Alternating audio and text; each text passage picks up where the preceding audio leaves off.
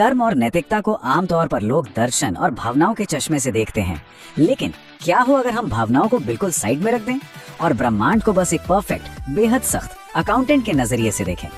आज के इस विश्लेषण में हम कार्य और प्रभाव के उस full proof double entry system को समझने वाले हैं। तो आज के इस कॉस्मिक ऑडिट का फ्लो कुछ ऐसा रहेगा। हम इन 5 अहम पिलर्स पर बात करेंगे। पहला, डबल एंट्री ब्रह्मांड। दूसरा, क्रेडिट और डेबिट दर्ज करना।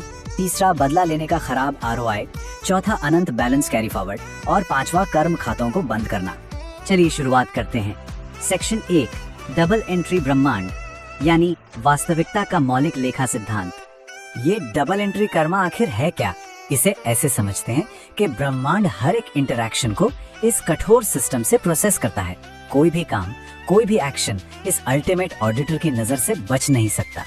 बिल्कुल फाइनेंशियल अकाउंटिंग की तरह, जहां हर डेबिट के लिए एक क्रेडिट होता ही है, यहाँ भी हर नैतिक कार्य का एक बराबर और विपरीत रिएक्शन लेजर में हमेशा दर्ज होता है।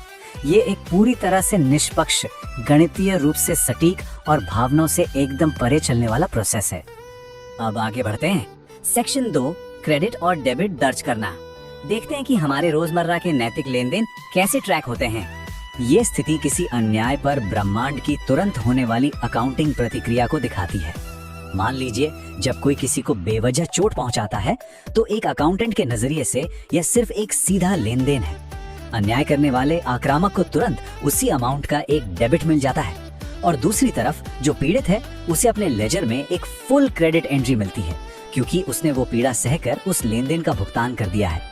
टेक्निकली देखा जाए तो इस स्थिति में पीड़ित का अकाउंट असल में फायदे में जा रहा है। अब इस बैलेंस शीट को देखिए। ये काफी दिलचस्प है कि कौन से व्यवहार हमारे अकाउंट में डिपॉजिट यानी क्रेडिट का काम करते हैं और कौन से भारी विड्रॉल्स यानी डेबिट बन जाते हैं। अच्छे काम, निस्वार्थ चैरिटी या बस अन्याय सह लेना, ये सब अकाउंट में क्लियर क्रेडिट हैं।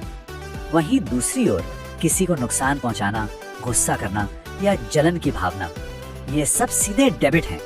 एक ठंडे दिमाग वाले अकाउंटेंट की तरह सोचें तो किसी भी इंसान को सिर्फ अपनी बैलेंस शीट की परवाह करनी चाहिए, क्योंकि किसी और का लेजर तो हम कंट्रोल कर ही नहीं सकते हैं ना। अब आते हैं तीसरे हिस्से पर। सेक्शन 3, बदला लेने का खराब ROI, एक बिल्कुल विनाशकारी लेन देन। यहाँ सबसे क्रूशियल पॉइंट ये समझना है कि इस यूनिवर्सल सिस्टम में बदला लेना फाइनेंशियली कोई सेंस क्यों नहीं बनाता।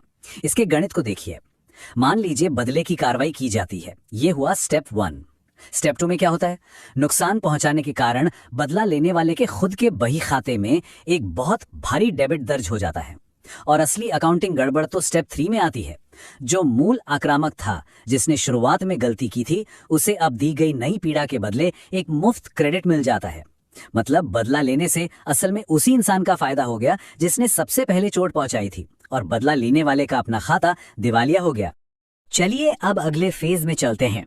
सेक्शन 4, अनंत बैलेंस कैरी फॉरवर्ड और इसके साथ आने वाली दिवालियापन की समस्या। हमारे आम बिजनेस की दुनिया में क्या होता है, अगर कोई बहुत भारी कर्ज में डूब जाए तो वो कानूनी तौर पर इंसॉल्वेंसी या दिवालियापन घोषित करके एक नई शुरुआत कर सकता है। लेकिन इस ब्रह्मांड की कलेक्शन एजेंसी बहुत ही ज्यादा सख्त है। इस कॉस्मिक लेजर में ऐसा कोई भी लूप होल नहीं है। किसी भी अकाउंट होल्डर के लिए कर्ज माफी या बैंकरप्सी पूरी तरह से नामुमकिन है। और ये टाइमलाइन इसी बात को बहुत साफ तरीके से दिखाती है। एक बकाया नेगेटिव बैलेंस यानी बुरे कर्म हमेशा के लिए आगे कैरी फॉरवर्ड होते रहते हैं। फिस्कल पीरियड 1 यानी वर्तमान जीवन से बचा हुआ डेबिट सीधे फिस्कल पीरियड 2 यानी अगले जीवन में ट्रांसफर हो जाता है, और ये तब तक चलता रहेगा जब तक कि अच्छे कर्मों के क्रेडिट से उस भारी डेबिट का पूरा पेमेंट ना हो जाए। कोई शॉर्टकट नहीं है। अब हम अपने आखिरी हिस्से की तरफ बढ़ रहे हैं। सेक्शन 5, कर्म खातों को बंद करना। फाइनली इस लेजर को कैसे सेटल करें? अब सवाल ये है कि असंतुलन और पुनर्संतुलन के इस कभी न खत्म होने वाले लूप से बाहर कैसे आएं?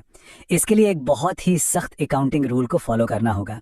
इस चक्र से निकलने का सिर्फ एक ही तरीका है, सचेत होकर उन सभी कर्मों से पूरी तरह दूर हो जाना जो असंतुलन पैदा करते हैं। सीधे शब्दों में कहें तो इस कॉस्मिक इकोनॉमी में पार्टिसिपेट करना ही बंद करना होगा, तभी बही खाते में नई एंट्रीज आना रुकेंगी। तो इस पूरे कॉस्मिक ऑडिट के बाद एक बहुत ही गहरा और प्रैक्टिकल सवाल सामने आता है।